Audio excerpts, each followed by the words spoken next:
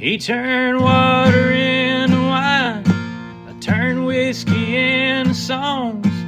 Too many second chances, too many too far gones. Gave me grace along the way, took my heart and led me home. Don't you see?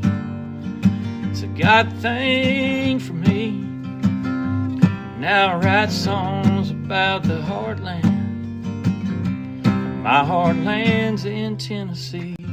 Welcome to the Heartland Journal podcast with Steve Abramowitz, editor-in-chief of heartlandjournal.com.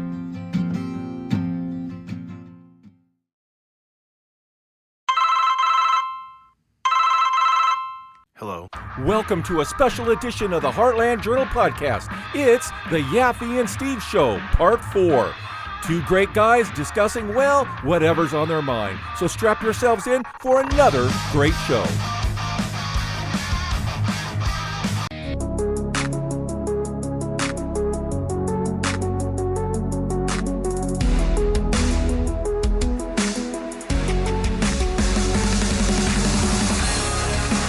Newstalk 770 AM, 92.5 FM, WBNN. We're back here on the Yaffee program. The last Yaffee program of the year, 2025. Glad you're with me, though, going over the top stories of the year. Joining me right now is Steve Abramowitz. He is the founder, contributor of the Heartland Journal. You can read that at heartlandjournal.com. He's out of Nashville. Steve, how are you, sir? Hello, and Happy New Year to y'all. How are you? Doing good. Doing good. I wanted to bring you on because, I mean, you're like me. You're a news junkie, and I thought, he's definitely got to have an opinion on these things. So I'll just kind of go through each one and see what you think. What do you think the biggest story was nationally in the U.S.? Well, for the year? I think for local, as far as I am, I've been wearing Hawaiian shirts and suntan lotion all month. It's been so warm this Christmas, so much for dreaming of a white Christmas this year, which definitely beats the ice storm my first year here. But I think the biggest story that is kind of overlooked but matters is in the House of Representatives, the Tulsi Gabbard of the Congress, in my opinion. I mentioned Tulsi because, in my opinion, she's Trump's best cabinet pick, way better than Pam Bondi. Anyway, it's Anna Paulina Luna from Florida, Air Force veteran, Messianic Jewish Christian like me, but that's not why. So she's trying to force a vote on a bipartisan bill that would ban members of Congress from trading individual stocks. And so after 40-plus years of Nancy Pelosi and guys like Dan Crenshaw and Tennessee's Mark Green beating Warren Buffett year over year at the stock market, getting rich while their voters get killed by inflation and big tech data centers moving into people's garages, I think that and term limits would change how D.C. thinks and operates and spends, which would be the biggest story of not just this year, but Trump's 4 years. Also, she's the one leading the charge and is hopeful Congress will codify President Trump's executive order on capping prescription drug prices next year. Americans pay a big markup on drugs to subsidize the rest of the world's cheaper versions of the same pills, so that would help cost of living a lot. And if it's true, we've been in World War III in Ukraine. She's the only one I've been seeing slamming Democrats for opposing President Donald Trump's efforts to broker a peace deal between Russia and Ukraine. Or peace in our time. I'm convinced that the money we've wasted there and the fraud in Minnesota, Maine, and Ohio now to Somalia are the root of our inflation here. So end those two and hopefully not replace them with two more things, and prices will come down, and gold and silver are screaming at us to knock it off. She's the one. So it sets the stage for Trump's last year in office before a new Congress and becoming a lame duck. So if Speaker Johnson and Thune would help, we'd be sitting pretty in 2026. Okay, so to you, it sounds like that's more of the most overlooked story than the biggest story that maybe got the most attention. Am I hearing you right? Oh, yeah, pretty much, because that's what I do. I try to be a contrarian, and when we're looking at $40 trillion of debt and, more interest per year on the debt than we pay out in Social Security, those are big, huge stories, and these are the roots, trying to get it fixed. These are the people. So there's only one that I can point out. She just happens to be from Florida. Anna Paulina Luna's story All right, of so the year for me. okay, I mean that's a good one. You're right. It's not talked about enough. I know that there were some that were trying to force a vote in terms of banning insider trading, and it doesn't ever seem to go anywhere. So what about, okay, that was nationally. What about internationally? I mean, you had mentioned a little bit of Ukraine stuff there, but what do you think the biggest story internationally was for the year? Yeah, I mean, America has definitely changed where it used to be all politics is local to become all politics is global. And so anytime you talk about the U.S. debt, we're talking about China and international relations and all this other kind of stuff.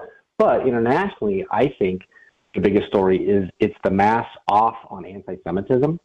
You know, it's been a total psyop with conservative influencers and sadly some Republicans taking the Qatar, Turkey, Iran bait in defending the Hamas attack on Israel's October 7th, the murder, the rape, the kidnapping. What it did was open the eyes of folks to see how much money Qatar and the Islamic world have been pumping into our colleges in America that gave rise to the Summer of Love 2.0 on campuses with their Jew hatred.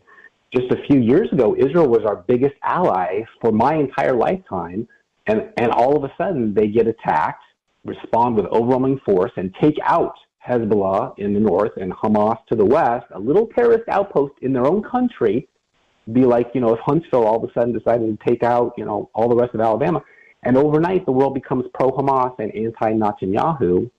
Very weird until you look into the money behind it and see the richest country on earth, Qatar, is buying influence in America, splitting us on the right. I think it won't work.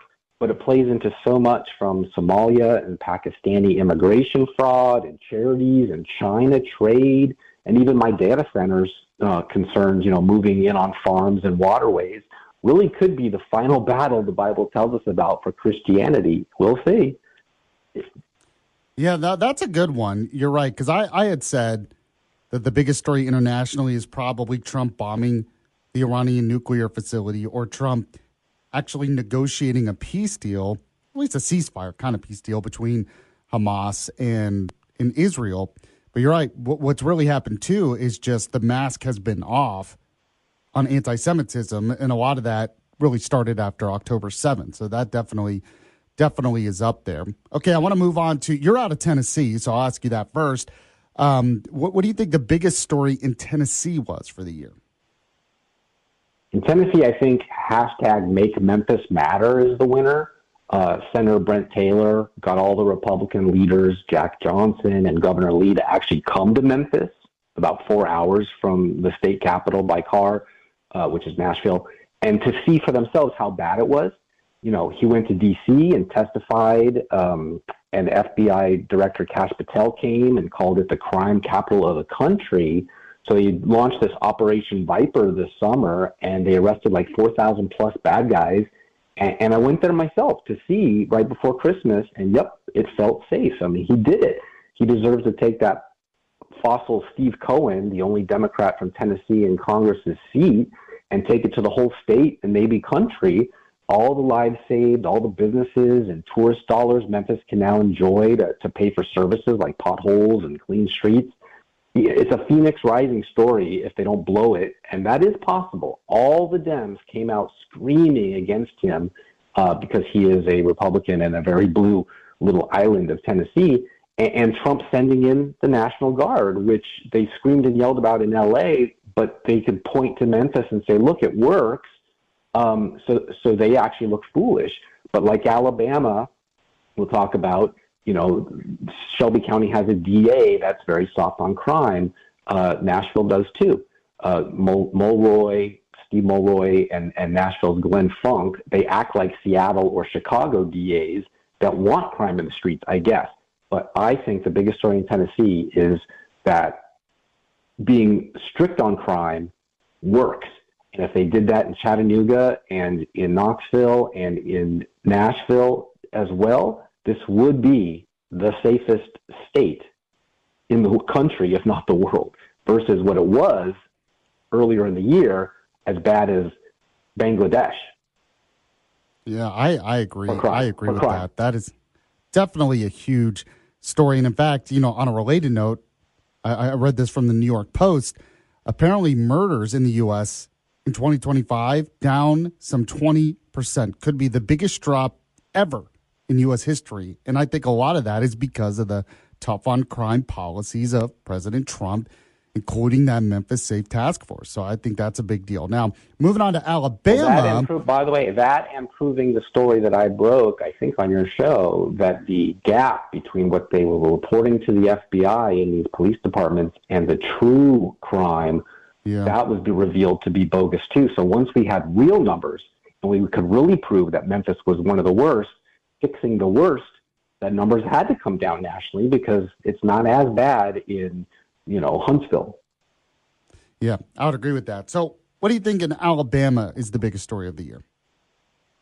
This one is interesting, and you certainly won't hear this on the evening news. So there's going to be a new governor in Alabama. Will be good, especially such a fighter as, say, Coach Tommy. The only guy I've seen pointing out the Islamic extremism in America is a problem, but nobody is talking about a trial that just started there for a guy named Damian McDaniel. Do you know this story? 23-year-old man from Fairfield, Alabama. I don't think I do. So, yeah, enlighten me. Okay, so after allegedly murdering 18 people, 18, that's called a serial killer. Yeah. He pleaded guilty to 2 counts of attempted murder in 2019 and was sentenced to 15 years.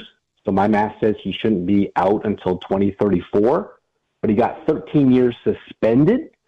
2 months later, he was out killing at the Trendsetter Lounge and Hush Lounge 5 Point South.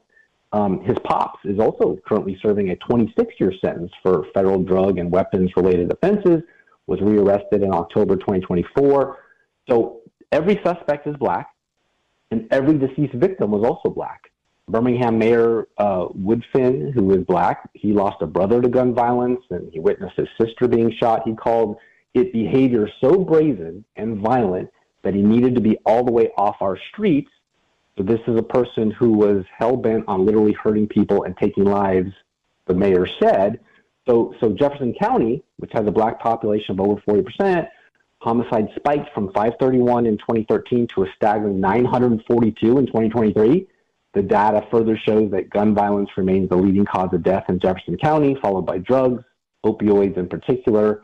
Heart disease is like a distant fourth. So like everywhere in the country, it's the liberal judge that gave them early release. We need to clean up that, right? So Judge David Carpenter frequently posts literally, this is his quotes, politically charged pro-Democrat messages on X, most recently expressing his support for President Joe Biden and his son Hunter Biden. He has described himself as a liberal trash, quote unquote. I'm liberal trash too, and I'm your worst nightmare. I'm an elected official, a far-left, liberal, progressive, democratic, socialist, white, quote, traitor to his race, end quote, native Alabamian on X. You can see it in February. Sums it up very nicely, and in the reddest of red Alabama, where 18 people didn't have to die but did. That's the biggest story in Alabama, in my opinion. You know, that I'm definitely going to have to look more into that and talk about that. Now, it doesn't surprise me when you talk about Birmingham Mayor Randall Woodfin. And unfortunately, yeah, Alabama is a very deep red state, but you have the pockets, like in a lot of red states, where you have the liberal cities, the liberal mayors, the liberal DAs, and you have real problems. And Alabama still has pretty big problems in Birmingham and Montgomery when it comes to that. So that, that doesn't, unfortunately, that's very shocking. The extent of that's very shocking, but then you find out some of the details, and it's like, it's the same things we've talked about before. Now, speaking with Steve Abramowitz, he's the founder of the Heartland Journal. Before you go, Steve, I want to get your thought on one more thing. I think the biggest mistake of the year, at least politically, for me, it would have to be Pam Bondi saying she has the files on her desk, the Epstein files, and she's ready to declassify them. I think that ended up being probably the biggest political mistake, because it wasn't too long after that she was like, oh, we don't have all of that and we can't release all of that. But would you agree with me?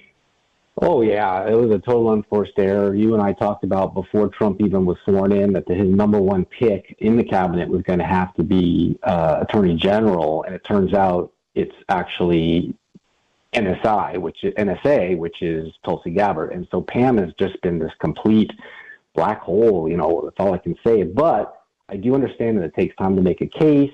There's all this infighting, and so the press is going to love the idea that Dan Bongino is going to quit or that Kash Patel is paying, taxpayer money to fly his girlfriend around. But there's still time, right? She still has a job. I think we talked about this last week. So for 2026, some of what they've done has actually opened the Pandora's box to what we now know. So I'm looking into if all this fraud and the fake storefront daycares that's now been found in every state, Ohio, Minnesota, Seattle, Alabama, Tennessee, you name it, being some of the worst and most operated by Somali immigrants arriving here in the Biden years, might also be into the trafficking and kidnapping of our kids. So if we can dismantle that, we've really done something amazing, because trafficking has become the world's largest business in dollar volume, or overtaking drugs. So it truly is a scourge and a pandemic. If we can disrupt the distribution channel, assuming that's one of the biggest, we'd finally be doing something. These daycares, I've yet to find that connection, by the way, but I'm digging into it because nobody else is yet.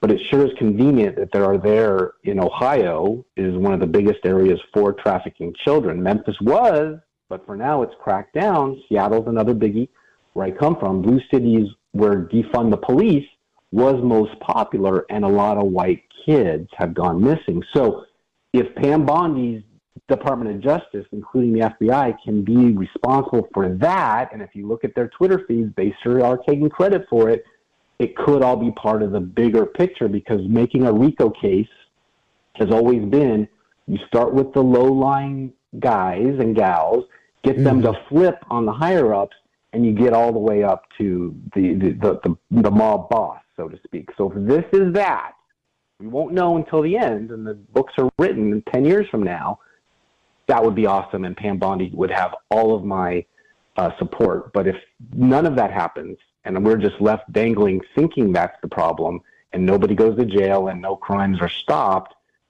then yes, she will be the biggest failure at the Department of Justice since Jeff Sessions. Steve Abramowitz, he's with the Heartland Journal. You can read his stuff at heartlandjournal.com. Steve, appreciate you coming on. Hope you have a good new year. We'll talk to you again next year. Happy New Year, everybody. See you soon. Hey, everyone. This is Knox County Mayor Glenn Jacobs, also known as WWE Hall of Famer Kane, and you are listening to the Heartland Journal podcast. We are back here on Yaffee Live. Still a revolution in common sense for 2026. Glad you are joining the show as always. We have a lot to get to as usual. And if you miss any of it live, the podcast will be up on the website, WGOW.com, or anywhere you get your podcasts. You can also follow me on social media to see more like it, the Yaffee Facebook page. Follow me on X at Yaffee and Instagram at Yaffee Live. Joining me on the show right now, as he does every Wednesday, Steve Abramowitz. He's with the Heartland Journal, and you can read his stuff at heartlandjournal.com and find him on social media as well. Steve, how are you, sir?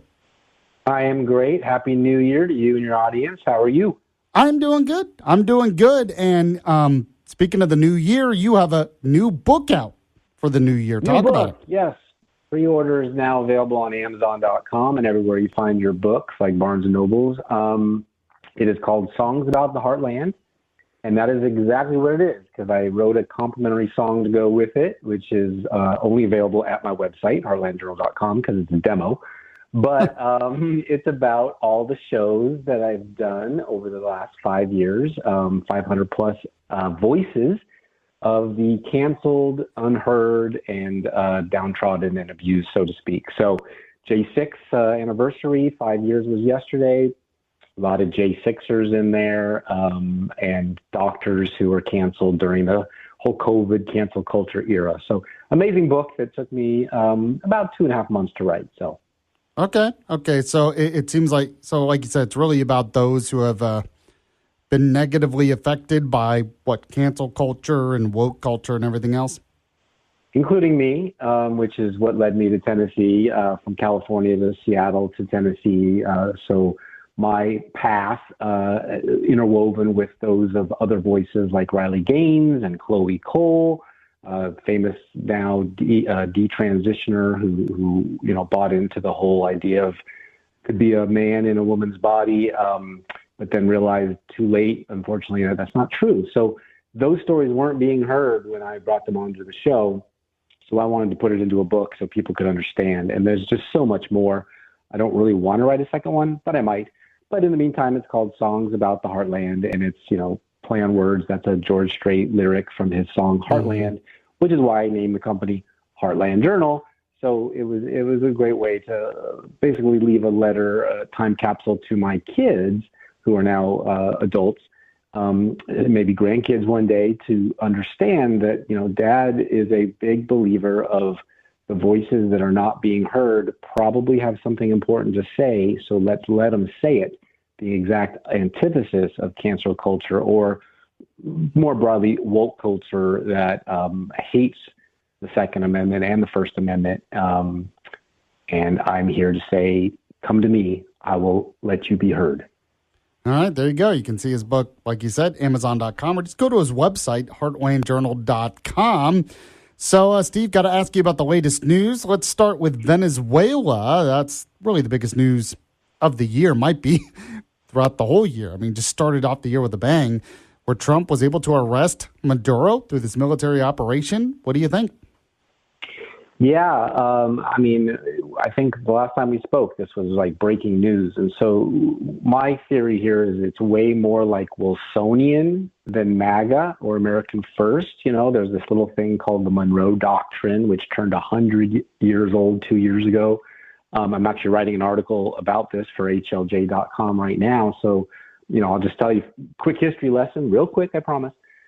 The Monroe Doctrine, 1823, unilateral U.S. policy declaring the Western Hemisphere off limits to European colonization, our predecessors who we broke away from. So basically asserting American regional dominance.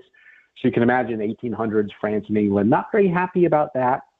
And then along comes Wilsonism, early 20th century, about 100 years later, finally promoted multinationalism, international cooperation, which was the League of Nations. Now we call it the UN. Democracy, which now turned into NGOs, and all the money moving, trickling all the way down to daycare centers in Minneapolis and everywhere else. But they called it self-determination, aiming to create a global order through shared principles rather than unilateral power, essentially shifting from a nationalistic regional focus like Washington and Jefferson wanted to an internationalist, idealistic vision for world peace. So that was better for Europe, right? They liked that. But even Wilson still intervened in Latin America under moral diplomacy. So along comes the Don Roe Doctrine of Trump. Get it? Don Roe? Yeah, okay. It took me a sec, but I see where you're going with it. Go ahead. Right. But sounds a lot more like Nanny State when he said we're going to run, quote unquote, Venezuela now, or quote, nursing country back to health, unquote, is very George W. Bush, compassionate conservative or nation building, which was supposed to be bad, right? Republicans are against that until Iraq and Colin Powell's line, you break it, you bought it. So I guess we're back to that. So since the Persian Gulf, it's been the NGOs and the UN running things with the money, not seeing its intended uses. So like remember UNRWA and their funding Gaza and the attack on Israel. That's a good example. I've read everything from it's the oil, largest deposit on earth, drugs to get backing the control of the supply, silver, so our banks can meet margin calls, or the BRICS, right? Brazil, Russia, India, China, and South Africa to compete for exports like we did to Argentina back in the day. And even this new thing called blue gold, which I don't know if you've ever heard of it, but it's called coltan, tantalum. I hadn't. It's in every electronic system. Venezuela has a lot of it. Okay. So that's interventionism. That's different. This is different. This is what I think of this. So, there was talk of Maduro selling oil in other currencies than just a dollar, the petrodollar it's called, which is a major no-no in geopolitical circles. Didn't end too well for Gaddafi in Libya, if you remember, when he wanted the gold dinar. So all of these things came into play overnight, bing, bang, zoom, when we pulled out Maduro and stuck him in a New York jail with his wife to be on charges for basically drug trafficking, as if he was, some dude in South Central LA. Okay, so you explained a lot of that. Well, it sounds like you're not a fan of it then. I mean, my main criticism of Trump wasn't the operation. I don't really have a problem with it. But you're right. Afterward, he says, we're going to run the country. And I'm like, well, what does that mean? And I have to be honest, I've heard a lot of different answers. I've heard it's more like we're going to put pressure on them to do the right thing. But then Trump says, no, we're going to run in and sell oil there, and then kind of backtracks. And that's where you get a lot of the criticism where it's like, okay, is this nation building again? But it really can't be. We don't have boots on the ground. I don't think we're going to have boots on the ground. So it's kind of like, is your main criticism just how they responded to this? Yes, my main criticism is, okay, the military operation was phenomenal, but so was the Persian Gulf War, right? It was like 100 days. Norman Schwarzkopf stormed in. Everybody, Saddam Hussein gets pulled out of the spider hole. Great. Now what? Oh, we got to spend $1 trillion fixing that place, and they still hate us, which is what Tim Burchett, the congressman from Eastern Tennessee, says. They can hate us for free because we created all these NGOs, all these real estate, opportunities, all of these mineral rights things and whatever, and all this global funds started scooping in there, and it turns out that 80% of it was fraud, waste, and abuse. So now, in our own hemisphere, Minnesota wasn't good enough, San Diego wasn't good enough, Seattle wasn't good enough. Now we're going to do this in Venezuela because, yes, the military operation was 24 hours and amazing. You can make a movie about it, Black Hawk Down, for example. But what happened next? The Somalis get thrown into Minnesota, and they create a voting bloc, and they give us Tim Walz and Ilhan Omar. So, yes, I can see it already happening. 2 years, 3 years from now, $1 trillion of American taxpayer dollars spent to get Venezuela's democracy right, and all the fraudsters go in there and take our money.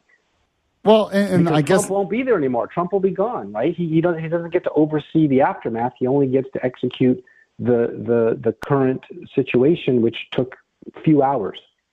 Well, that's what I was going to ask. What do you think the next step is? Because you're saying like trillions of dollars are going to go in there, but is it? I don't know. Like I really don't know what the next of all the natural resources that we are going to want to have our hands on, unless we screw it up like we did in Afghanistan. After we won the war, we left and China swooped in and got everything for free, right? So that's unfortunately what happens with America. Is we're really good at the war, we're really bad at nation building.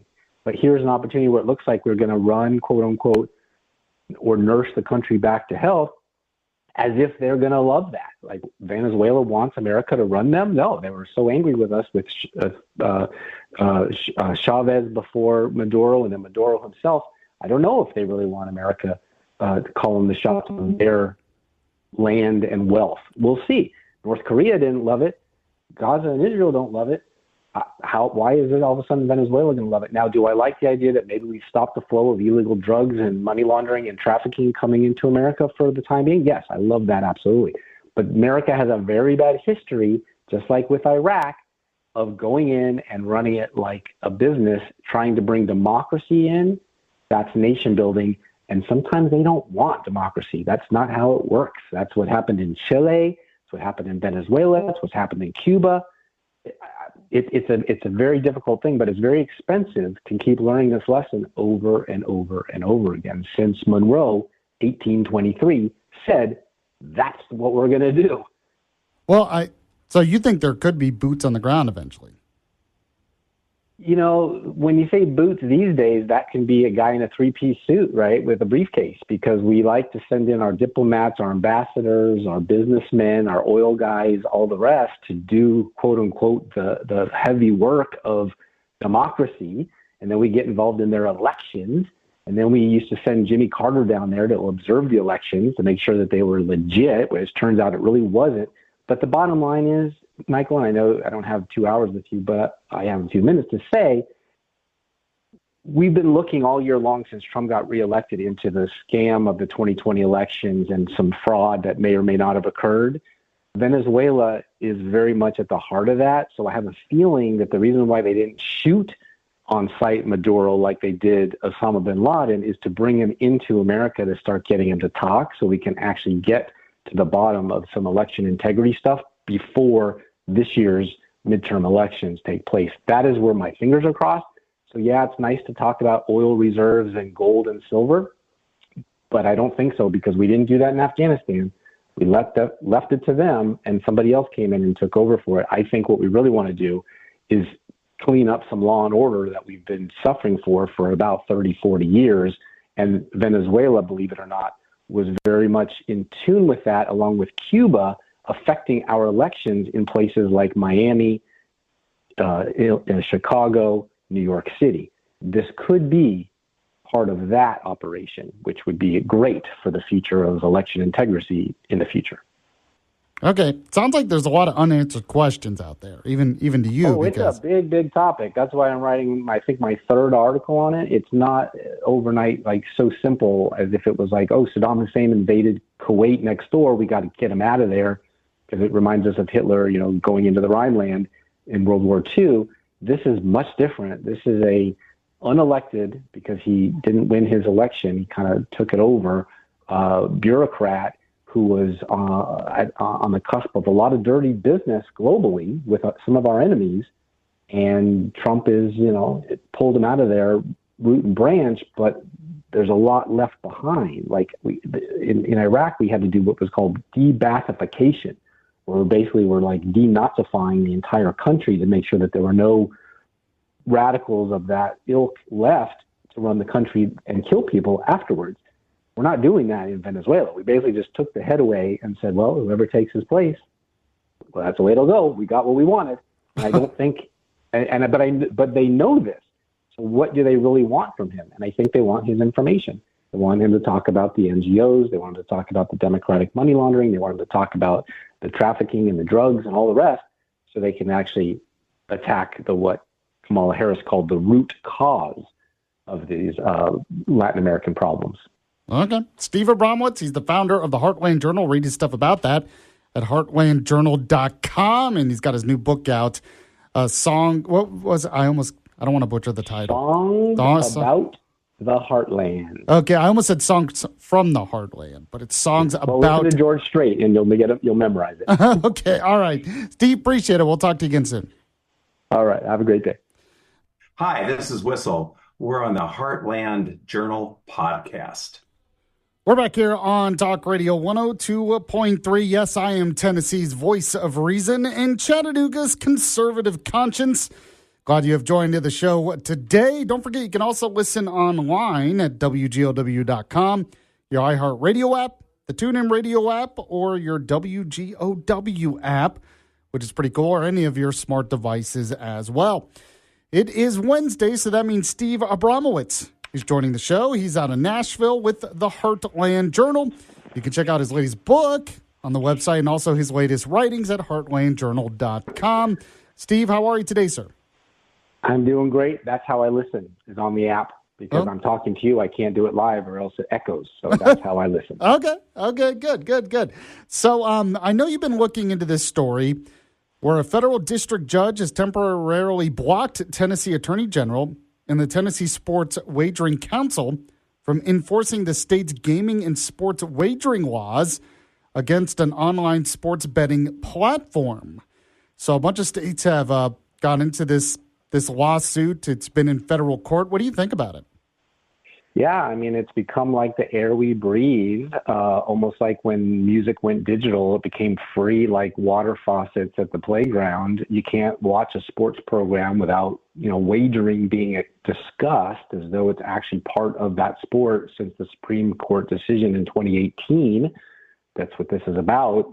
Open the floodgates to the legalized sports betting industry, now worth billions of dollars a year. They rebranded it as prediction markets to sort of get around it.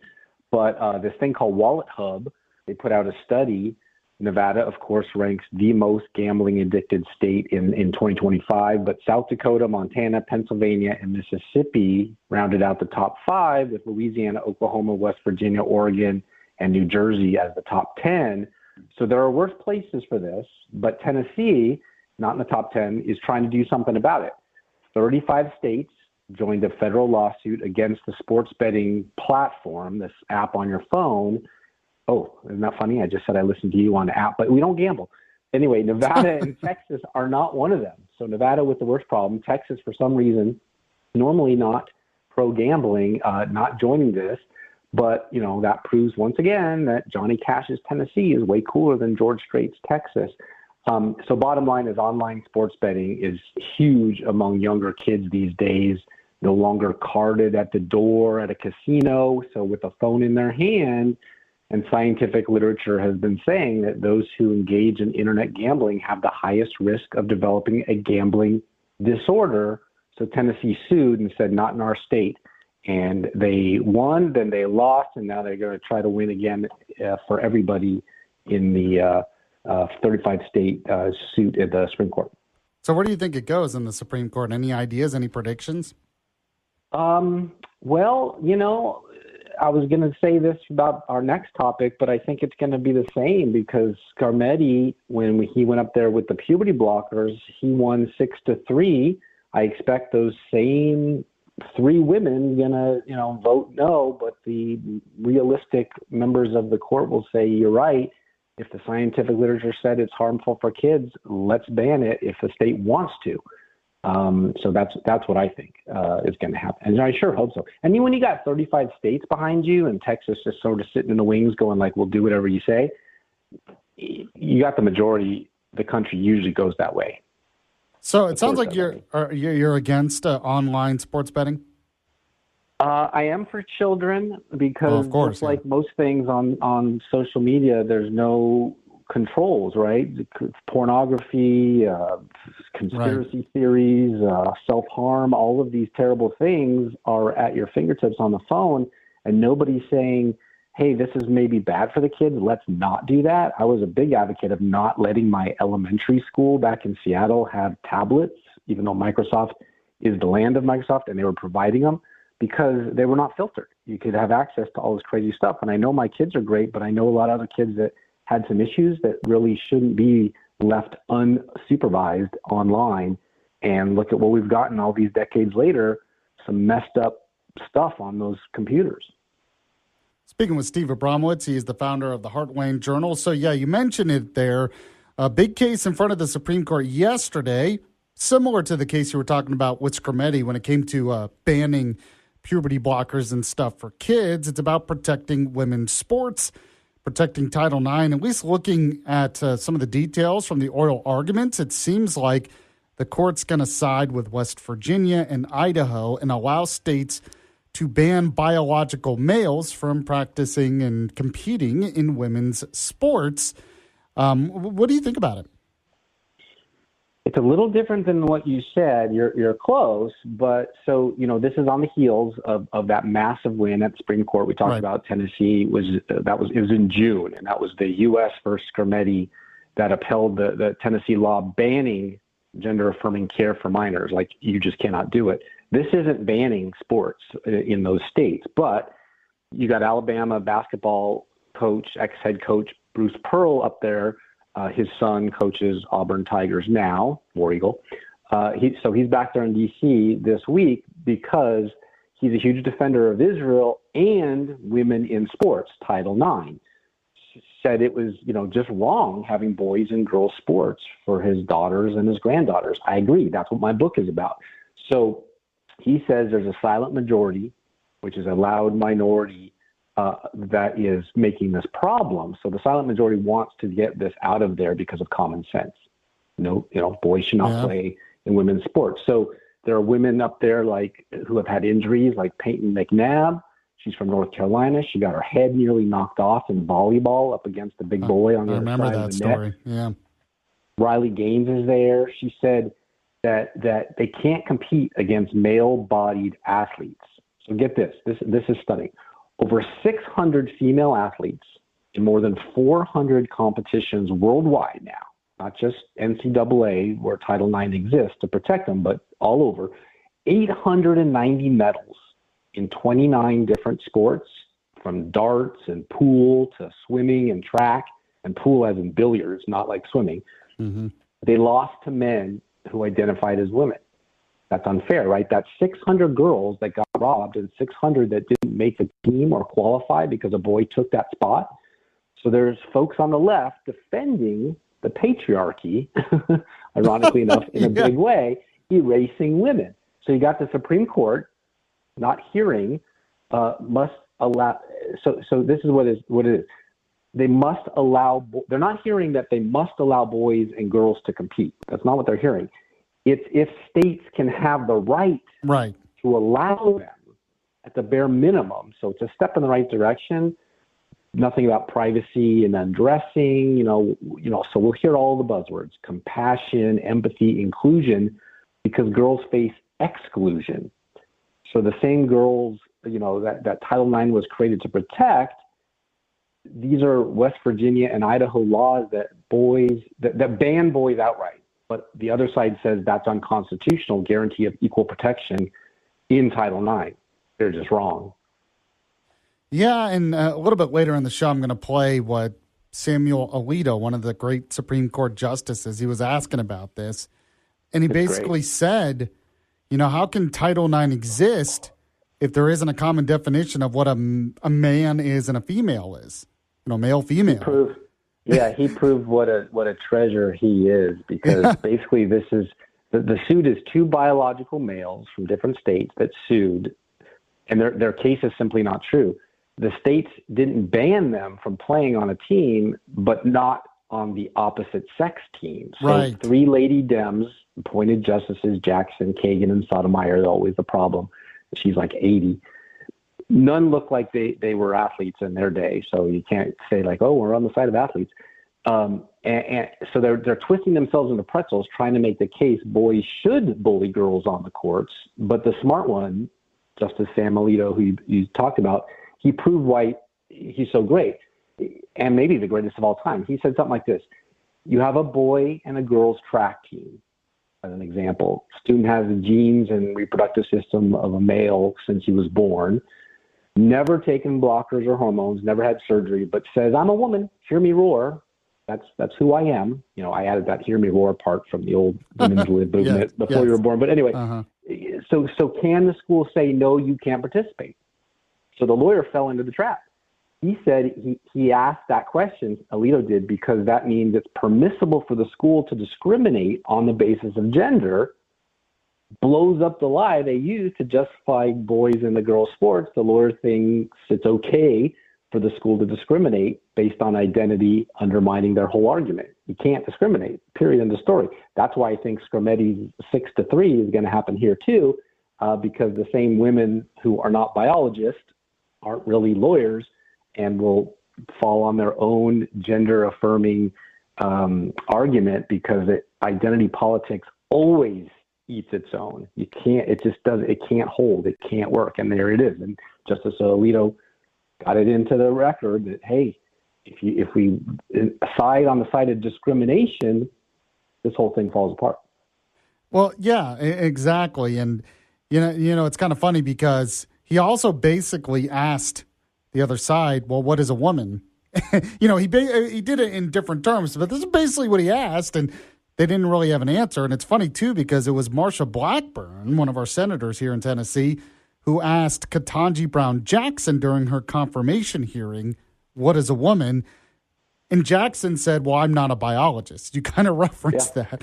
And Which saw is why that. She needs to recuse herself from this, right? Because if you can't tell me what a woman is, how can you tell me what discrimination against a person is? It's like you're a failure. So that's the exact point. I was just listening before you called to Josh Hawley when he had his senatorial hearing with a doctor the same day as this Ketanji Brown thing. And she's like, can a man get pregnant?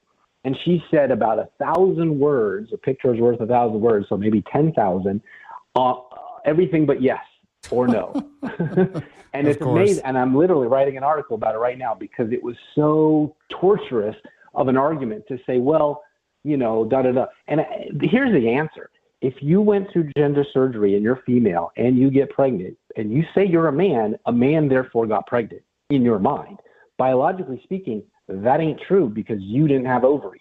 Those were implanted or something, but if you're a woman so that's what they don't want to say because then you're discriminating. But that's the truth. And so therefore, Title IX protects biological males and biological females to basically to protect them from killing each other, because you put a female in a boxing ring with Rocky Balboa, you're going to get pounded. That's not what it was intended for. Steve Abramowitz, he's with the Heartland Journal. You can always read his stuff at heartlandjournal.com. Steve, always appreciate you coming on. I know I'll talk to you again soon. I will talk to you later. Adios. All right, there you go. By the way, just on kind of a side note here, someone on the text monster weighed in and said, I guess that some of the Verizon cellular towers are down. At first he said AT&T, but then I texted my wife, and I have AT&T and it worked fine, but he said, I guess the stores are getting swamped with people asking because their phones aren't working. So if anyone else has confirmation on that, you can let me know. You can weigh in on. Of course, if you have Verizon and the towers are down, you can't text or call in because it's not, unless you could call, I guess, if you have a landline. I left my phone at home. Did you really? Yes. You never do that. I know it. I never do it, but I did today. No wonder. Usually your wife calls you like 4 times in the middle of the show. Yeah, I was wondering what happened. Trying to keep me awake is what it is.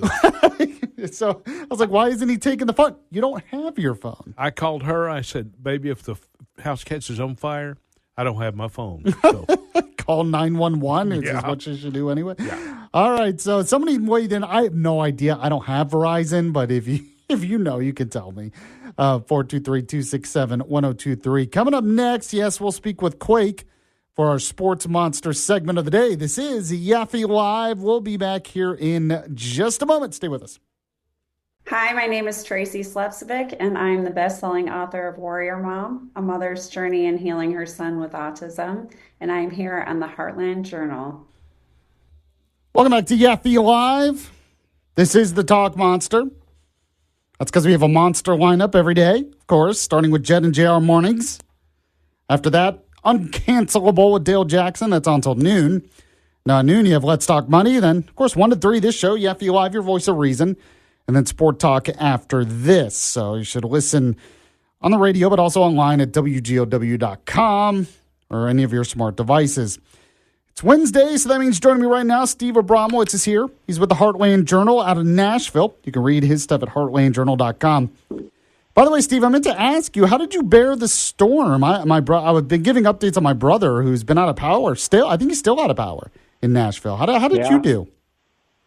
I'm all right. A lot of folks, a lot of friends, and John Rich in Nashville proper, they've been without power for 4 days now. All these frozen tree limbs falling down. I did a post out there, being a Seattle resident for so many years.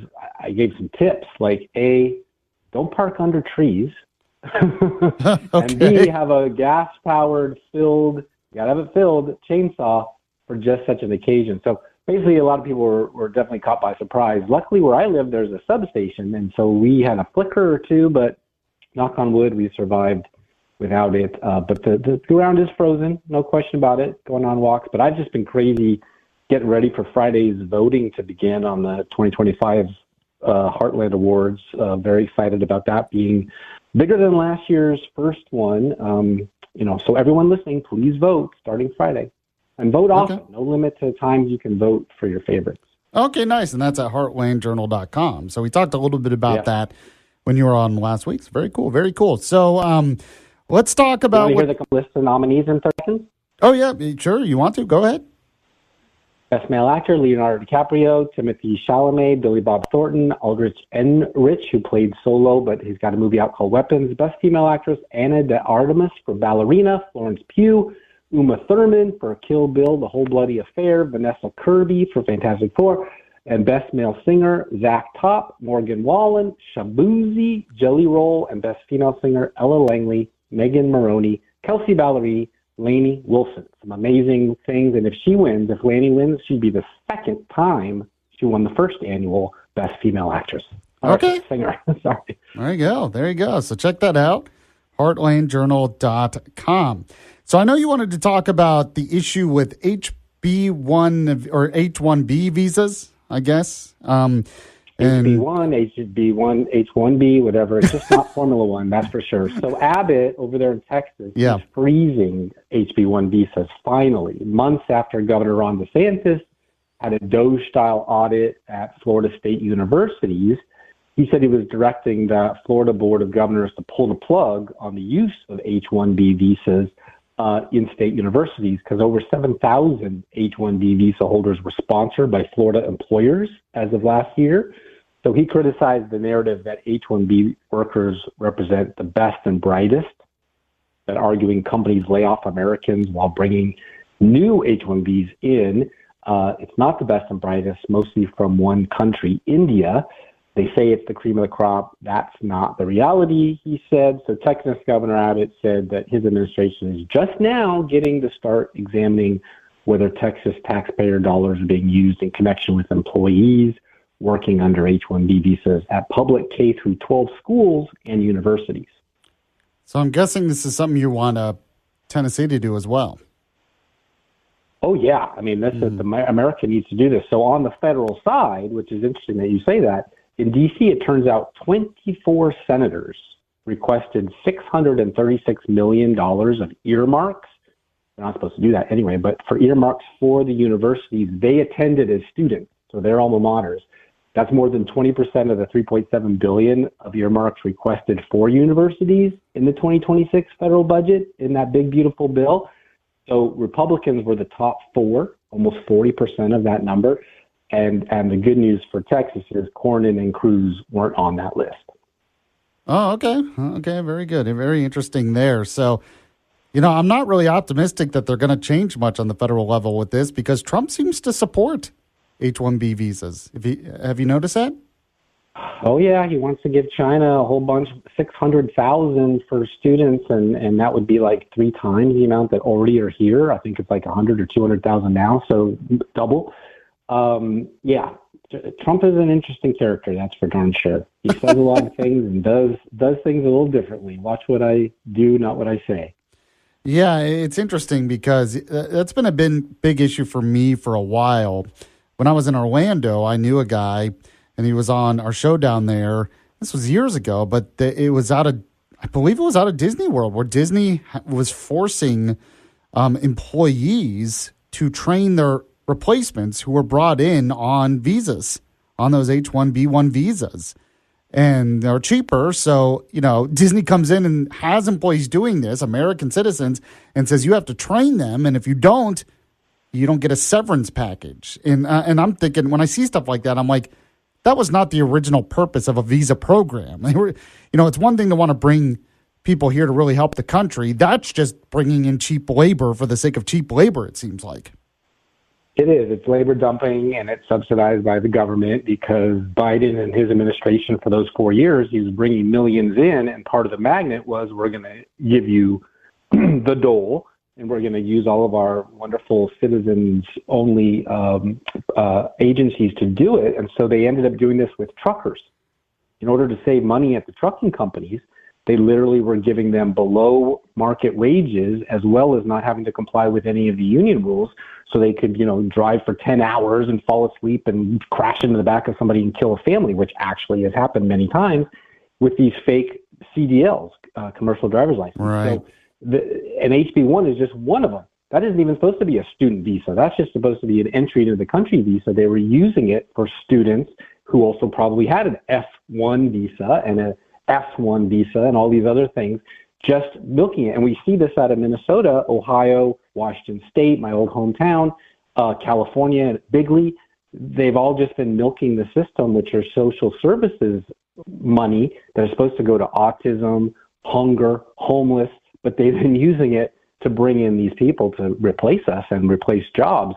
That's happening at Amazon's in the warehouse.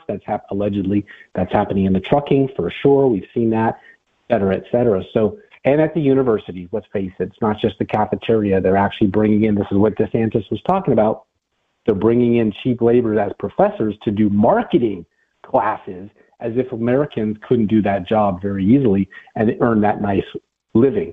So it's labor dumping, it's cutting costs, it's gross, and it's certainly not America first. Speaking with Steve Abramowitz, he's with the Heartland Journal. Want to move on to Tennessee news and politics. You've been keeping up with the latest out of the legislature. What do you want to talk about first? So they're back in session. Unlike Texas, which only meets every 2 years, we have January through April here, and they're back. And so we have to keep an eye on these folks, right? Because rhinos and all the rest that Brandon Lewis is always on top of. They pulled the vote on closing primaries and chemical liability waiver, like I asked your listeners to call in about last week, if you remember. Yeah. So thanks, everyone. We did grassroots style, and it did get pulled. And I'm told Susan Lynn, who wrote the closing the primaries one, She's been on my show.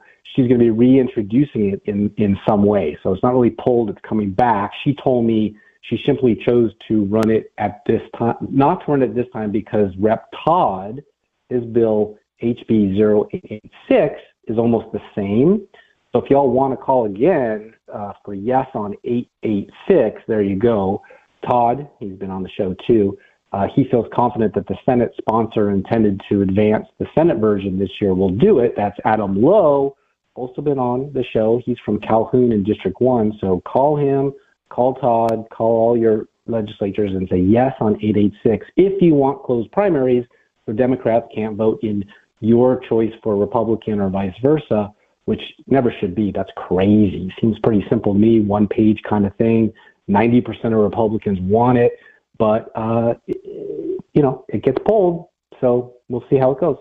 Well, I was going to say the reason why it gets pulled is you have some more moderate Republicans who kind of like the Democrats voting for them in those primaries. I'm guessing that's part true. Of it. That's why we invented the phrase rhino, because, they are Republican in name only. It makes sense. But they also did some good stuff. They removed they want to put a removing of the sales tax for fresh fruit and produce. Yeah. That totally should happen. Where I come from in Washington State, that was unheard of. When I got here, I'm like, what?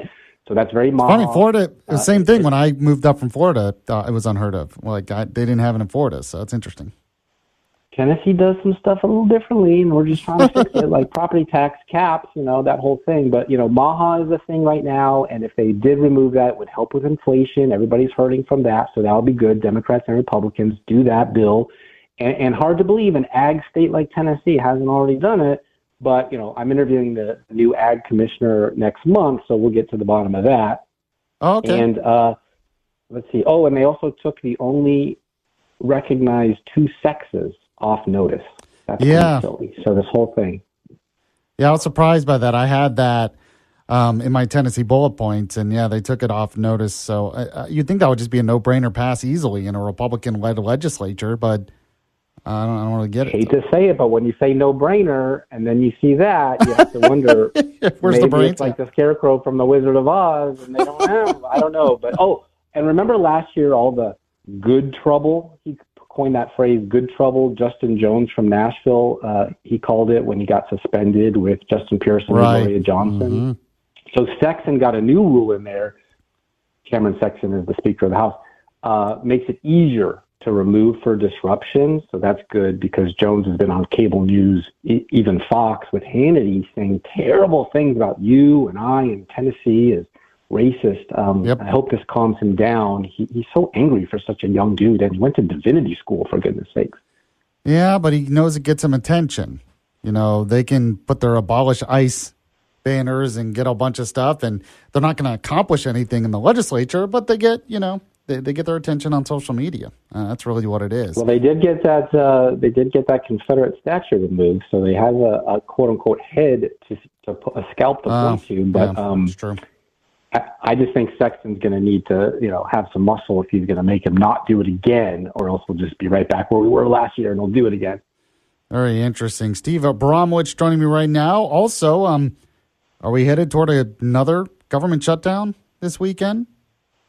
I think so, because people aren't talking about it because it's ridiculous. But Katie Britt and Tuberville, however you want to say it, both have approval ratings that are slightly over 50%. And she's the one calling for investigations into Minneapolis shooting, by the way. So props to her. Not the riots, but the ICE agent that did the shooting. So hopefully that doesn't, become a political football. But accusations of violating the Stock Act with over 20 late disclosures. So she needs to be a little quicker on that. And she's trying to avoid another government shutdown this weekend, but Congress is on vacation. This is why I think it's happening. They aren't there to vote on whether the Senate finally does, so it looks like it's inevitable since Schumer wants ICE and DHS defunded in the budget 100%, and that's not happening, although I do see Trump may have blinked after talking to the Minneapolis mayor, and he might de-escalate, quote-unquote, which means pull the troops out like he did in L.A. That ain't good. And Ken McFetters, who I think I said that right, is also running for governor. He claims Tuberville is not a true resident of Alabama, which looks very bad with all the other senators and their homes in D.C., not their home states, like Eric Swalwell, a congressman, but also running for governor of California. These guys are so bad. I like Tommy, and I hope he overcomes that, but come on, man. Oh, he will. Is anyone clean up there in D.C.? Well, that's been something they've thrown at him for years. So it's not necessarily a new thing. So I think he'll overcome that. Steve Abramowitz, really appreciate you coming on the show as always. Hope you can stay warm. We'll talk to you again next week. There's no such thing as cold weather. There's just inappropriate clothing. If you say so, I okay. It's too cold for me, but I understand what you're saying. I appreciate you, my friend. All right, we're going to move on to sports coming up next. Much more to get to on Yaffee Live. Stay with us. This is former Lieutenant Tarek Johnson from the U.S. Capitol Police, and you are listening to Heartland Journal Podcast. Welcome back to Yaffee Live. It is a revolution in common sense here on the Talk Monster. Talk Radio 102.3. You can also listen online, WGOW.com, the WGOW app, the iHeartRadio app, the TuneIn Radio app, or any of your smart devices. Joining me right now is Steve Abramowitz. He is with the Heartland Journal. You can always read his stuff, check out his podcast and his book at heartlandjournal.com. Steve, how are you today, sir? Howdy, partner. Doing good. Working hard to come up with great questions to stump my guest for later today's Heartland Journal podcast. I think you know the guy pretty well, don't you? Yeah. I am joining you later today, and you're going to post that, I guess, right after the interview. Oh, yeah. It'll be live right after the interview. Okay, nice. We can put it together, put the music on, make it all fancy, make us look good with lighting and filters and all that stuff. I want to look like Beyonce. You probably want to look like Taylor Swift. I don't know. We'll see how we do it. But for the most part, it's actually kind of funny, just real quick, because on Friday, I have a modern day prophet on. Her name is Michelle Pilar. She was a huge Dove Award-winning Christian contemporary music artist from the 90s before you were born. But she's also had prophecies from God, and, if not for you, and I'd never heard of Habakkuk to bring up in the meeting, so it's great. It'll be your second time, so you win a custom-made Heartland Journal hat. I'll give it to you when I see you in person one day, available for sale at HLJ.com, folks. Yeah, he's talking about my book, What's Up Habakkuk, which is about the prophet Habakkuk in the Bible, and I wrote about that. It's an easy read, but I wrote the book because it's, a lot of people don't know about it, but it has a really good message, and it's a message of hope in a world that is a fallen world, really. So if people want to check out my book, it's at Amazon.com. I appreciate the plug there, Steve. And if you can't read, you can listen to our show about it in 2 hours. Yep. So you wanted to talk to me about Trumponomics. Now, you're a Trump supporter. You're a registered Republican. But you have an issue with how Trump has handled some of the economy. So I'll let you talk about that. Yeah. So I get a lot of questions about inflation and how, is this, companies taking advantage of prices? And the answer is no, because Trump and his Treasury Secretary, Scott Bessent, they came up with the Mar-a-Lago Accords. So this is a real thing. It was a concept aimed to intentionally weaken the U.S. dollar. Not make it weak or broken, but to decrease its high value against foreign currencies at the time when he took office the first time, which is at 12 years ago now. So the goal is to basically boost U.S. exports and manufacturing, which is good, reducing the trade deficit, which would be good, but the deficit is not the debt, right? They're very different and actually part of the problem with what I'm going to say. So he has got it what he wants. There's this dollar index out there which measures the U.S. against the currencies of major U.S. trading partners, and it's been tumbling. It reached the lowest level since 2022. So mission accomplished for what he's trying to do, but you can compare that to the Clinton administration's strong dollar policy that supported the 1990s stock market boom, because you may have noticed the stock market went over 50,000 this week. That's a good thing, right? But they maintained low inflation. That's the trick. Encouraging foreign investment and keeping interest rates low. This approach, compared with fiscal deficit reduction, which we are not doing, boosted investor confidence back then. So my complaint is you did most of it right. The tariffs are nice, but nowhere near to offset what we're talking about, making our cost of living go up. Inflation, we can't afford the electric bill. Some places it's doubled, mostly because of data centers, but that's another story. So, yeah, it's interesting. I've always thought people are kind of a little too obsessed with the trade deficit because, there are different ways to lower the trade deficit that it doesn't necessarily mean we have manufacturing growing or an economy that's growing. For instance, when our economy is not doing well in recession, sometimes the trade deficit can go down because Americans don't have as much money to spend on imports, for instance. So I've always been kind of one that's not obsessed with the number of the trade deficit because sometimes the trade deficit that we have can go up because, well, more Americans have money, so they're spending more on consumer goods, and that can raise a trade deficit, but the economy in America is still growing. Do you see what I'm saying there? I do, and it's exactly right because what they're doing, this Beset Mar-a-Lago Accord thing, has the economic model turned upside down. They want to make American manufacturing goods cheap enough to compete globally. However, unlike, say, Ford, right? When Ford first created the assembly line to make cars, he maintained a price that Americans could afford to buy his cars. What we're doing here is we're making it very valuable for China, Asia, or Europe to buy our stuff, but Americans at home can't do it.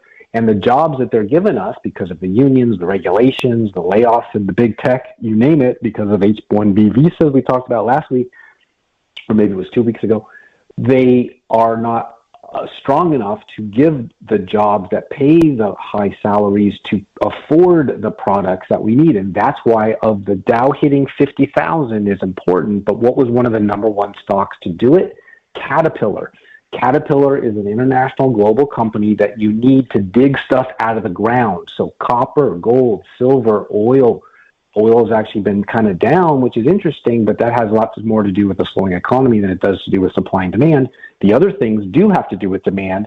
Copper for data centers, HVAC systems, air conditioning, all the transportation, all this, everywhere else but here. So what's going to happen is, in my humble opinion, is the layoffs are going to continue.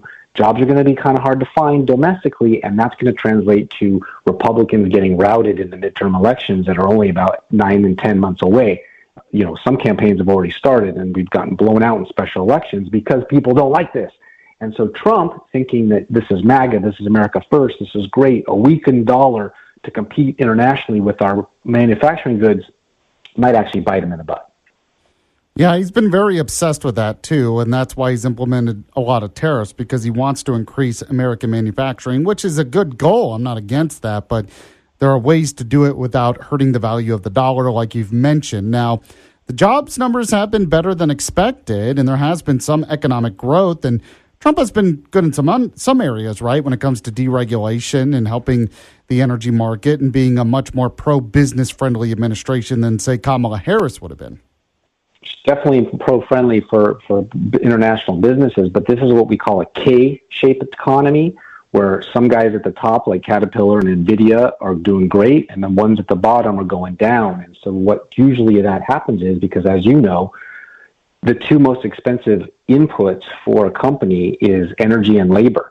So when you've got your electric bills doubling and you've got your labor costs, through the roof, that they're trying to compete by labor dumping with the truckers that are coming in from India at a low cost, or your tech workers coming in from Asia that are at a low cost compared to, domestic workers who went to Harvard and graduated. So what you get is the consumer price index for all items rose 2.7% from December 2024 to last year, December 2025. Food prices went up 3%. You can see that at the grocery store. And this is everything, right? Some things did worse and some things went down. Like, remember, eggs were up a whole bunch, but 3.1% was the average. That is like a 2.4% increase in food at home and 4% for restaurants, okay? But some things like coffee and tea, up 12%. Remember when everybody yelled at Biden for 6% when that first happened? Electricity from those darn data centers up 6.7%. So you can't blame COVID for that. Food at 3% is still more expensive. And remember, that 3% That's already up from 100% from stuff from 2020, right? So it's not like it's pre-COVID 3%, it's post-COVID crazy spending from DC 3%. So things are just a lot more expensive in America, making it a lot harder to live. And so the people on the margins, they're just getting hurt. And that's supposed to be what a Republican stands for, the little guy, the guy who works, the blue-collar worker. And I just don't see Trump doing it when he's over there playing footsie with Qatar and making the big tech deals with Zuckerberg and Bill Gates, having dinner with them. So, and so you got the Republican Congress that keeps spending at Biden-era levels, and that's why gold and silver are screaming, and we pay over $1 trillion a year now in interest on the debt for that crazy spending because rates are still higher today than before Biden got in. So he hasn't reduced rates and he hasn't reduced prices. And housing prices, of course, are just going crazy. And he says he wants them to go higher. And that's the problem. He's a real estate guy. That's what he understands. That's what we're going to get is inflation. That looks like making more money, but the purchasing power of that dollar is going down, which is what he wanted, the weaker dollar, making everything more expensive. Well, let me ask you this then. I know we only have so much time, but I do want to ask you, if you were president, what would you do differently? I mean, obviously you want to cut spending, which is up to Congress too, but when outside of that. When he ran for president, he promised 3 steps, and he's only given us 2, the tariffs and getting rid of the income tax. You can't tax people at the grocery store and on their income and have tariffs, which are inflationary, making it impossible to make your monthly net. The Republicans in Congress won't give them number 3. They're not going to, some places are still taxing tips, even though it was passed. So if I were president, I'd basically be twisting arms on my Republican senators and congressmen to say, let's pass phase 3 so we can help the middle class, help the Americans. That's why I put the Death Star blowing up the little planet based on Republicans on Twitter when I was promoting me coming on your show this morning, because that's what they're doing. They're squeezing the little guy at the expense of the big guy. Speaking with Steve Abramowitz. Speaking with Steve Abramowitz, he is the founder of the Heartland Journal. Real quick, you've been keeping up with what's going on in the Tennessee legislature. Talk about what you've been looking at. It's always like 2 steps forward and 1 step back with these guys and gals. I mean, like D.C., we just talked about, the Senate, messing things up. The SAVE Act from Congress, but then there's 4 or 5 Republicans that won't vote for it. So my example here is Senator Joey Hensley, Republican from Hohenwald, a doctor, where my Heartland Journal hats get made, by the way, had a bill to cut out drag shows in community spaces, right? Makes sense. Kids shouldn't have to look at that stuff. Would amend the state's legal definition of an adult-oriented establishment. But nope, stalled in the Senate, already passed the House, 73-24. Of course, there are 24 Democrats, but that's 3-1, not good enough for the Senate. So on the bright side, I'd like to take a little credit for this one, getting into the minds of legislators since I had spent 4 years advocating for it. 2 anti-fluoridation bills filed by Rep. Michelle Renaud and our friend Dr. Senator Joey Hensley again. She's actually filed 6 bills I call MAHA, including, get this, tell me where you heard this before. HB 2392, Data Center Water Impact Act, ensures large data centers do not compromise public water supplies, agriculture, or community health through unchecked water use. Now we wait and see what the Senate does with those and what the lobbyists in Nashville tell them they want, of course. So come November, if they don't do what you think they should on these and the rest by April when the session's over, you got to vote them out. Call them and tell them yes on 2392 and one more for sure. Maybe you heard this before too, Yaffee. House Bill 0848, pesticide drone spray buffer near homes, requires landowners' permission before aerial pesticide spraying within 50 feet of a residence to prevent involuntary exposure. Thank you, Michelle Renaud from Signal Mountain, for pushing those. Call her and thank her and tell the other ones in your district, hey, I don't like getting sprayed on it. So did you say they passed the House and they're in the Senate, or are they still making their way through the House? They're filed. Everything kind of gets filed this month, and then they work their way towards votes at the end. But you got to have the Senate, and you got to have the House to do it, just like the SAVE Act. Yeah. Steve Abramowitz, he's founder of the Heartland Journal, and I'm going to be speaking with him later on his podcast. You can find that at heartlandjournal.com. He joins me every Wednesday on the show. Steve, I always appreciate it. Well, we talked about a lot, and I know I'll talk to you again next time. All right. See you in 10 minutes. Bye. All right. There you go. We'll be back in a moment on Yaffee Live. My name is Steve Giorno. I'm the chair for the Tennessee Young Republicans, and I'm on the Heartland Journal podcast. Welcome back to Yaffee Live, Talk Radio 102.3. You enjoying your coffee? Well, sort of. She brought me a small. I always get a large. Oh, go ahead and whine about it. You won't get that next time. Oh, yeah. Shit, but, why is just they have to care about your health so much? You know, she's like, you already had coffee today. You don't need a large. She didn't come in. I didn't tell her about the Cokes. Oh, well, too bad. Shucks, darn. She's probably listening, honestly. But the baby was not asleep, so I guess she could have came in and brought in Evie because she was wide awake. Well, she might not have wanted to come in. I can see why a person wouldn't want to come in. Oh, well, I mean, Evie would just run around and we'll put her on the radio. and drag wires out. I don't know what you would do. All right, joining me on the show right now is Steve Abramowitz. He's with the Heartland Journal. You can read his stuff, see his podcasts, and check out his latest book at heartlandjournal.com. Steve, how are you today, good sir?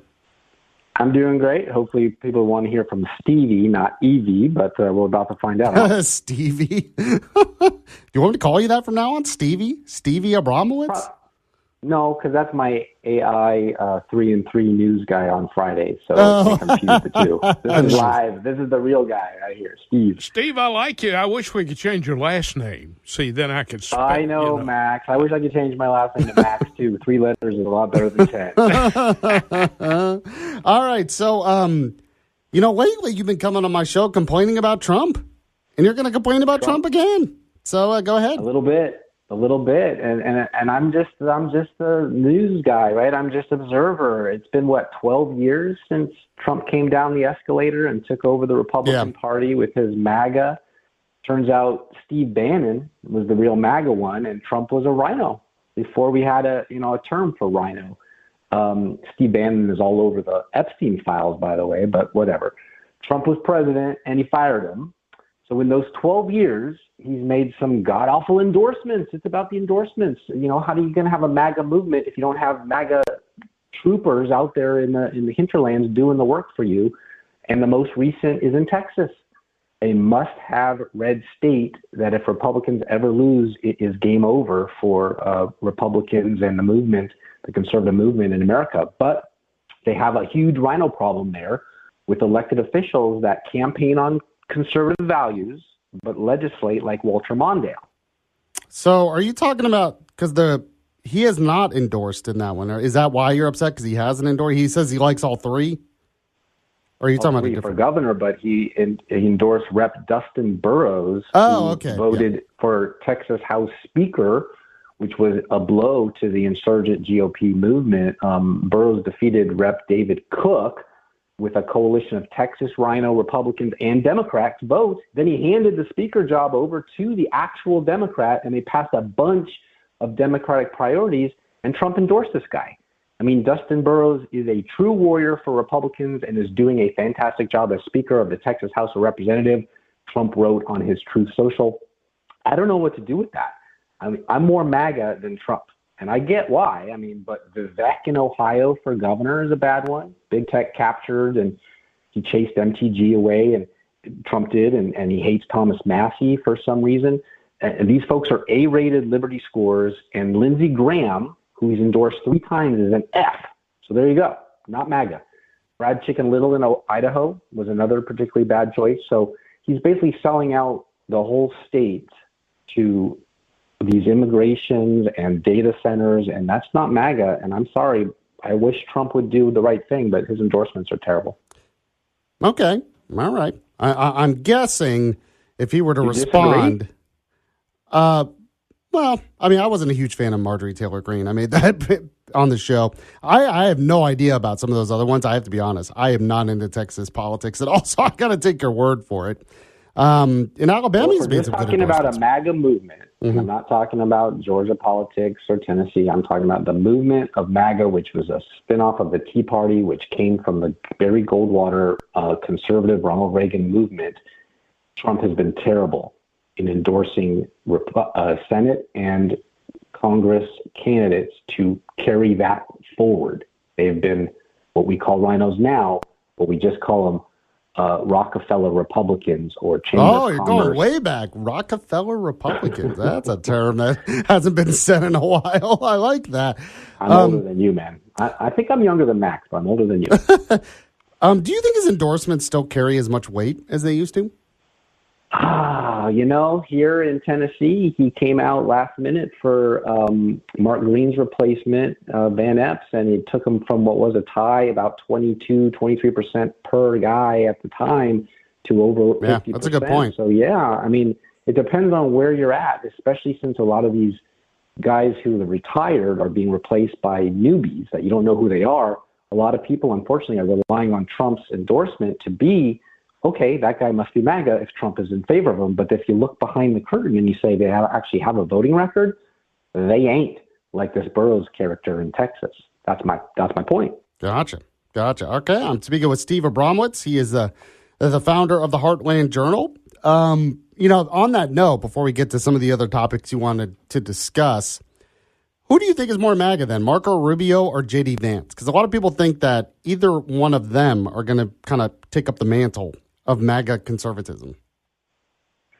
Oh, boy, you're going to dig this file out someday and bring it in my face. But I'll tell you right now, I don't think either one of them are MAGA, because if you look at Senator Rubio from Florida and his capture of Big Sugar during his time in the Senate, and then you look at J.D. Vance and his capture of Big Tech coming out of Ohio as a senator, they are rhinos by definition, and I'm going to go with Brandon Lewis's definition, because it didn't exist 5 years ago. But I'm still hoping amongst hope that DeSantis, the only governor in America that hasn't proven himself to be a rhino, runs for president and actually wins. Okay. And it's so far from now that you just never really know anything could happen. Yeah, but if you had to say between the two, I would say Rubio at Secretary of State has done way more effective leadership of that department, which is a disaster and basically the home of Walter Mondale and the home of Hillary Clinton. So I like that, but as a president, they aren't. None of the three are MAGA. So DeSantis, by my definition. DeSantis. I do like DeSantis a lot too, so I can't argue with that. Speaking with Steve Abramowitz with the Heartland Journal.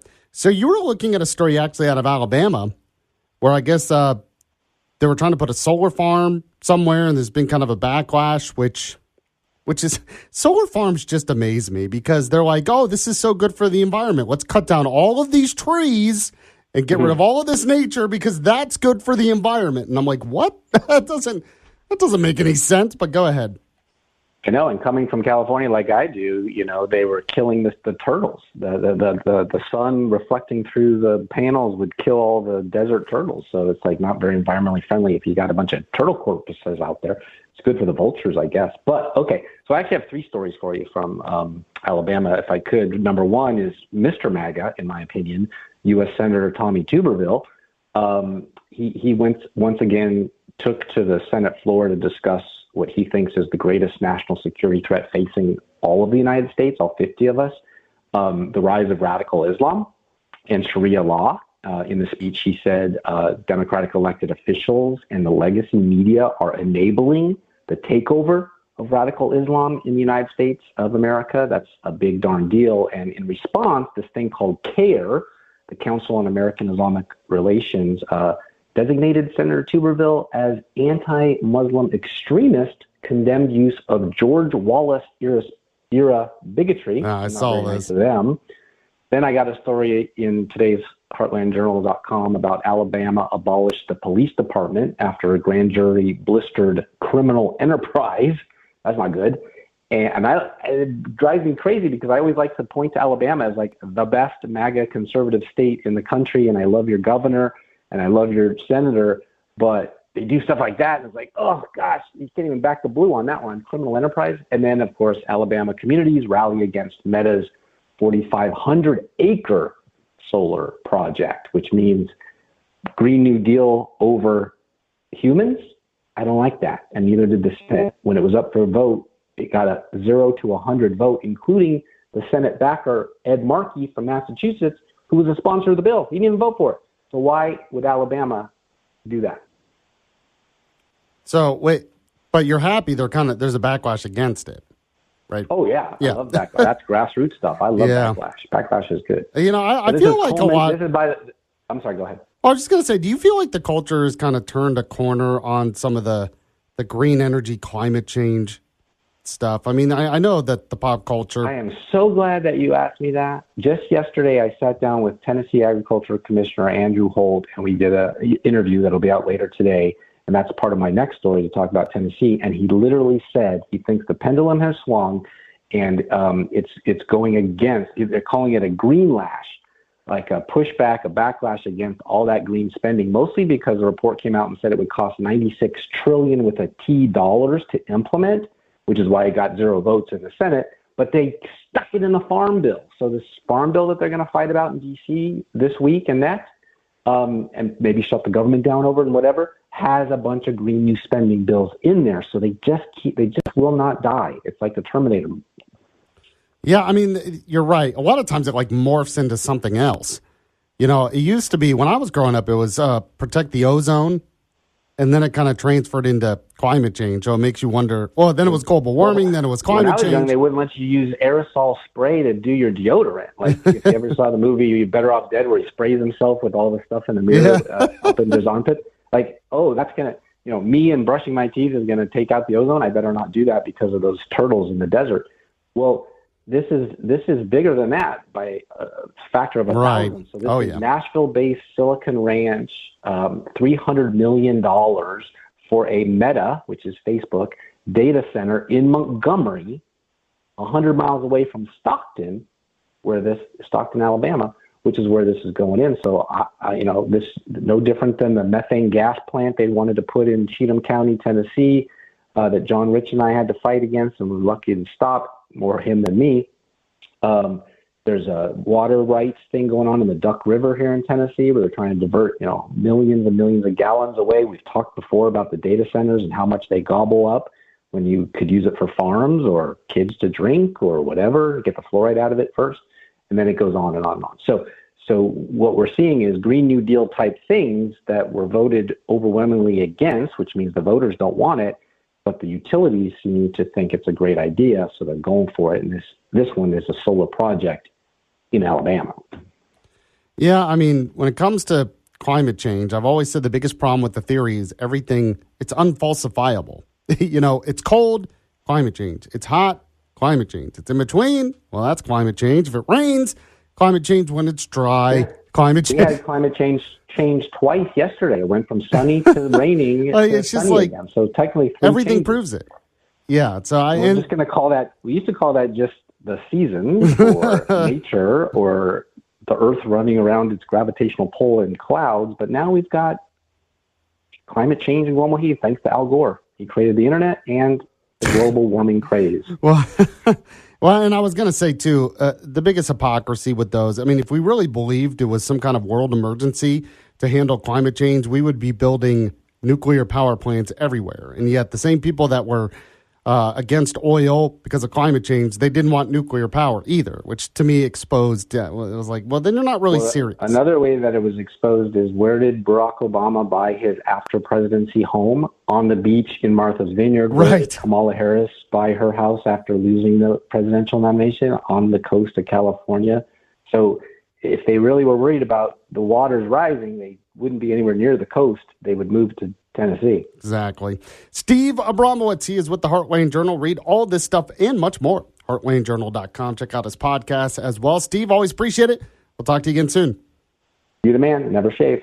All right. There you go. Hi, I'm Stephen Skelton with the First American Bible Project, and this is the First American Bible, and I'm on the Heartland Journal podcast. Welcome back to Yaffee Live. I am Tennessee's voice of reason, Chattanooga's conservative conscience. Glad you've joined the show today. A reminder, if you miss any of the show live, the podcast is up on the website, WGOW.com. Still asking people for a letter grade. Give me a letter grade on what you would say about Trump's State of the Union address. A bunch of people giving B's, couple of A's, couple of F's from the left side of the text monster, but you can weigh in as well, 423-267-1023. All right, joining me right now to talk about this, Steve Abramowitz. He joins me every Wednesday. He is with the Heartland Journal. You can find out more about his stuff, find all his stuff at heartlandjournal.com. His podcast is there as well. Steve, how are you, sir?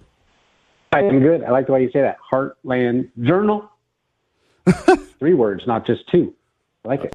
I was going to say, are you mocking me? I'm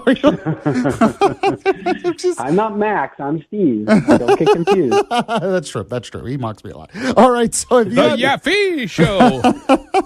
So if you had to grade Trump's State of the Union address, what grade would you give him? Oh, you're going to throw a grade out there because I like to do titles, but I would give it for him and his delivery. I'm going to give him a nice solid B plus A minus. Because it was 2 hours long. I mean, nobody gets an A if it's 2 hours long. You got to cut that down. My show's only an hour long. But, I'm calling it the state of the total display of disunion. I mean, we are a deeply divided country in many ways, and it was on clear display leading up to a midterm election, and what they clap for and what they wouldn't. It's just disgusting. I mean, how about those dirty, rotten Democrats, right?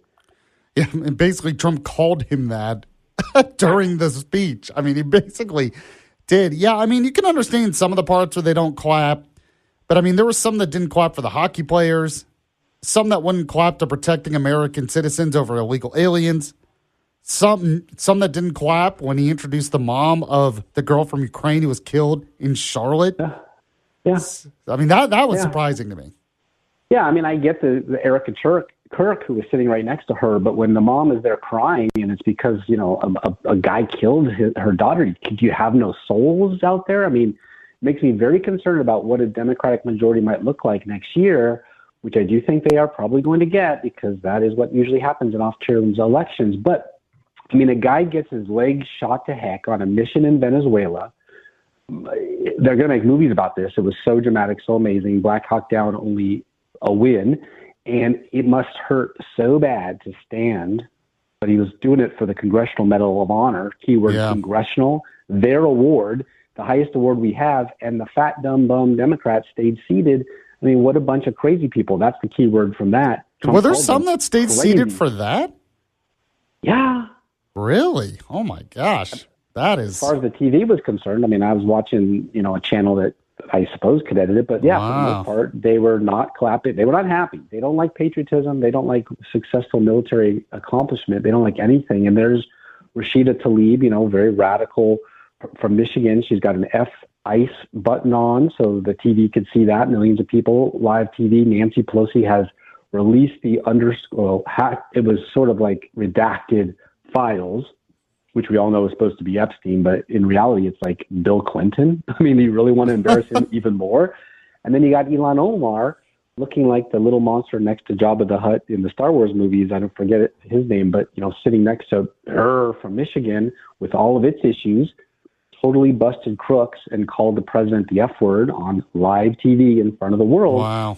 Keep it classy, Dems. I hope it hurts them in the midterms, but the way America's going, who knows? So you said you had a title for the speech. What would your title be then? Total display of disunion. Yeah, I mean that is a way to put it. And what's funny is you look at the speech, and my main 2 takeaways, and I'm curious your take. One is it really does reveal Trump did a great job of revealing why he was elected, because I believe he was elected in part as a big rejection of the excesses of the radical left. And he was really good at pointing out the difference between him and before him when it comes to immigration, when it comes to the economy, when it comes to foreign policy. But also, he is just not afraid to promote the greatness of America. He loves to talk about patriotism, and he loves to promote this country and this country being great. And there are some Democrats who are just, like you said, they're uncomfortable with that for some reason. Well, they hate America. I mean, that's what socialism, communism, Marxism, and all the isms do when they basically say, like, we're going to be corruptocrats, we're going to get paid and promote this socialist populism that Trump has set aside the patriot populism. So it's a very easy campaign slogan. He would have won the last election had, things been fair, because what a great banner ad to say, vote for me with a big American flag behind you, as opposed to vote for me with a hammer and sickle behind you, in this country at least. And so the masterclass move was when Trump said, stand if you think putting Americans first is your number one job in Congress over illegal aliens, right? You couldn't be more stark, and they fell right into the PR trap in front of the cameras. None stood. So any moderate Republican running for re-election or first-time election can basically just show that video and say, look, they stand for the guys taking your jobs away and maybe killing your daughters, unfortunately, in North Carolina, versus us. And you could even say crazy, because they basically admitted to it. So it tells you everything you need to know about them. 72 of them, by the way, didn't even show up. So either they were being so petulant to say, I can't even show up for a guy I disagree with, Donald Trump, or they were shrewd because they knew he was going to burn them on TV like he always does. And sure enough, they did. He did. Yeah. So what was your favorite part of it, if you had a favorite part? I mean, the hockey thing was good. You had talked about that story of the helicopter pilot who was a part of the Maduro operation. I had not heard that until the speech. Was that revealed during the speech where his legs were shot out? He was almost killed, but ended up landing the plane on the building to let the mission go forward. That was an amazing moment. Because I'm a newsy nerd, I had known that because they released the guest list ahead of time. And so when they said, we're going to have him there, I definitely wanted to look into the background and the story, because I do think they're going to make movies about this. Oh, yeah. And it's like I said, it's like the upside of Black Hawk Down. Black Hawk Down was a big failure. The helicopter goes down and everybody gets killed. This one, they were successful, and he basically pulled it off. So I knew him and I knew the story, but I certainly didn't hear Trump giving him the Congressional Medal of Honor to put it in front of the Democrats to be able to say, how can you not stand for that? So there was that. I'm certainly, very disturbed that they wouldn't stand for things like the Lincoln-Riley Act or the SAFE Act, which is very important because we need to get, citizenship requirement for voting, especially with these midterms coming up. But, Trump has done some not really America first things himself in the first year, but compared to the amount of money that those Dems have stolen and shipped to their favorite third world country for kickbacks, it's in the trillions. I find that disgusting. We got April 15th is coming soon. All those taxes have been misallocated by polls on the right and the left, but mostly the left. Awful. So my biggest moment for what I do is when he pointed to Ilhan Omar and said the corruption in Minnesota is not to be stood for. And she yelled back and, called him names, because what else could she do? She was practically in tears. So that is, for me, the biggest moment of that. But meanwhile, are you following the story out of Alabama? The driver involved in the 10 fatality Alabama crash is back in business and just crashed again. Oh, geez. No, talk about that. So 3 years after a highway like Inferno killed 8 girls on their way home. Yeah. You might remember that one. Mm-hmm. The truck driver who was involved in that, he got a federal trucking authority and went back to work. Nobody stopped him. Takilu had been involved in 3 crashes in 10 years before June 19, 2021. That is way above the industry average to have that many accidents. And he obtained his commercial driver's license in 2016. I think you were born that year.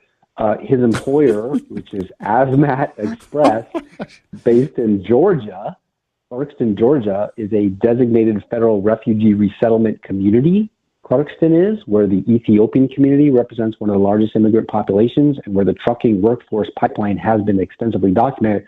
I hope if Tuberville wins, he sues Georgia. It'd be like Tide versus Bulldogs. Epic. Because these fake CDLs is an epidemic and people are dying and no one's doing anything about it. Sean Duffy, he was there last night at the State of the Union, but he's not doing what needs to be done, which is basically arrest these DMV people who are selling these out the back door. Yeah, that's an interesting point. I mean, it was mentioned in the speech not allowing illegal immigrants to get the licenses. So, I mean, that's Any a positive. licenses, yeah. Yeah, I mean, that's a positive. It's crazy. Well, that's what I was talking about when he says a lot of great America First things, but the Republicans in Congress and even some of the people in his administration don't actually take it into the end zone. Well, here we are over a year into it. It's the State of the Union, and we're not getting it done. And in the meantime, this guy just killed again. It's not like he didn't kill the first time 10 years ago, 10 people. Why, you'd never be behind a wheel again ever if it was you or me. And there he is happening again. So they really got a lot of work in the last 9-10 months of this year before the midterms to clean up a lot of stuff. And it's not just Biden era 4-year stuff. We're talking now 10, 20-year stuff. Yeah. I don't know. He's not getting a lot of support. But they were there smiling and clapping for him. Yeah, so it shows that you're pretty upset at some of the Republican Congress, too. Although the big issue really is what you said at the beginning. We're such a divided country. It's difficult to get stuff passed in Congress because you have to get it through the Senate, and the Democrats filibuster. So would you recommend getting rid of the filibuster?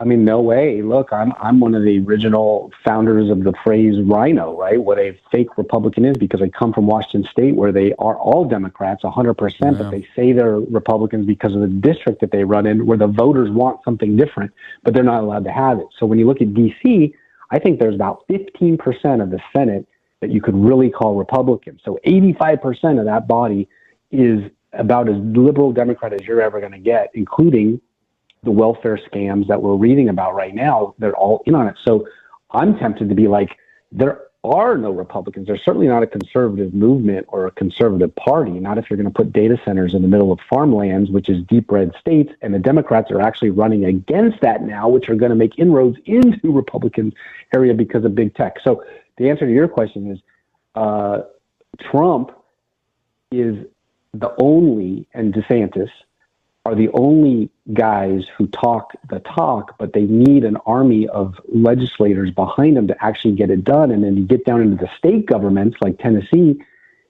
sometimes even Alabama, you just don't see the carry through. So it's fake. It's a fake populism, and I don't like it. I pay taxes into it just like you do. Speaking with Steve Abramowitz, he is with the Heartland Journal. You can read his stuff at heartlandjournal.com. Check out his podcast there as well. Steve, I appreciate you coming on. As always, I know we'll talk to you again next week. Hey, I just wanted to throw out real quick, I had this amazing guest on my show last week. His name is Michael Yaffee. He's got a radio show out of Chattanooga. Be sure to check that out, episode 422. Yeah. So, where can people find that on your site? YouTube, Rumble. Oh, on the site, you just go under podcasts on the tab, but you can get it anywhere from YouTube to Spotify, Apple, iTunes, anywhere Michael Yaffee is found. So, you look up Yaffee and make sure people spell it right. Y-A-F-F-E.